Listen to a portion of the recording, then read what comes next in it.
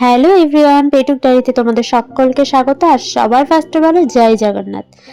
জগন্নাথ মানেই আমাদের কিন্তু সেই পুরীর খাজার কথাটা ঠিক মনে পড়ে যায়। তাই আজকে তোমাদের সাথে শেয়ার করতে চলে এসেছি পুরীর খাজা।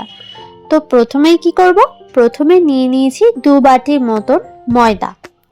দেখতেই পাচ্ছ ময়দাটাকে খুব ভালো করে চেলে নেওয়া হচ্ছে প্রথমে। আর ঠিক ছোট্ট যে 2 বাটি দেখছো, এই বাটির অনুসারে 2 বাটি মতন নিয়ে নেব। তারপরে নিয়ে নেব স্বাদ মতন নুন আর 1 চামচ মতন ঘি। ঘিটা দিয়ে যদি তুমি এই খাজাটা করো না, খুব সুন্দর গন্ধ আর খেতেও খুব ভালো হয়। আর খুব ভালো করে এটাকে ময়াম দিয়ে নেব। ময়দাটা যেন মুঠো করলে মুঠ হয়ে যায়, ওটা বারবার করে কিন্তু চেক করে নেব। আর তার সাথে সাথে এর মধ্যে একটু বেকিং সোডা দিয়ে নেব। দেখতেই পাচ্ছ খুব ভালো করে ময়াম দেওয়া হয়ে গেছে। এবার এটার মধ্যে অল্প অল্প করে জল ছিটিয়ে ছিটিয়ে ময়দাটাকে মেখে নেব। তবে কিন্তু একবারেই বেশি জল দেব না, অল্প অল্প করে নিয়ে ভালো করে ময়াম দিয়ে নেব। ময়ামটা দেয়া হয়ে গেলে গোল গোল লেচির আকারে করে নেব। এবার তোমরা দেখতেই পাচ্ছ এখানে আমার লেচিগুলো কেটে নেওয়া হয়ে গেছে। মোটামুটি 5টা 6টা মতন লেচি হয়েছে। আর ওদিকটাতে আমি শিরাটা করে নেব। তার জন্য একটা কড়াইয়ে জল নিয়ে নিয়েছি। এই জলের পরিমাপটা কিন্তু 1 বাটি জল, আর ঠিক সেই বাটিটার পরিমাপ অনুসারেই 1/2 বাটি চিনি। চিনি দেওয়ার পরে রসটাকে খুব ভালো করে জ্বালাতে হবে।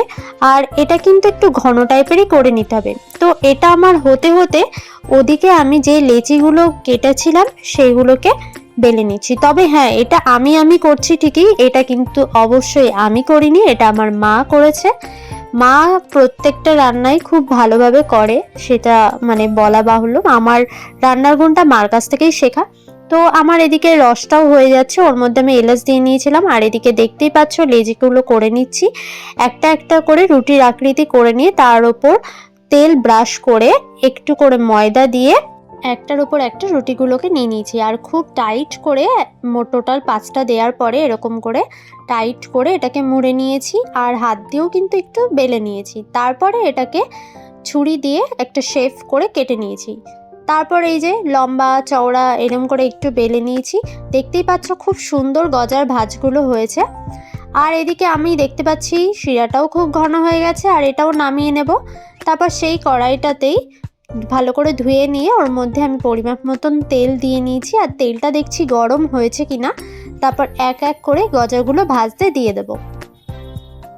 গজাগুলো ভাজতে ভাজতে যারা কিন্তু আমাকে এখনো সাবস্ক্রাইব করোনি, অবশ্যই সাবস্ক্রাইব করে দিও। আর যারা ভিডিওটা দেখছো লাইক করতে কিন্তু একটুও ভুলো না। তারপর এইগুলো লাল লাল করে ঠিক এইভাবে ভাজা হয়ে গেলে এগুলোকে তুলে নিয়ে আমি সোজা দিয়ে দেব কিন্তু এই শিরার মধ্যে। আর শিরার মধ্যে রসটা খুব ভালো করে মাখা হয়ে গেলেই আবার তুলে নেব। তারপরে কিন্তু একটা সময় এটা ঠান্ডা হয়ে গেলে পুরো তৈরি হয়ে যাবে পুরীর মতন গজা। তাহলে বাড়িতেই বানিয়ে ফেলতে পারবে। অবশ্যই ট্রাই করো। আর যাওয়ার আগে বলো জয় জগন্নাথ।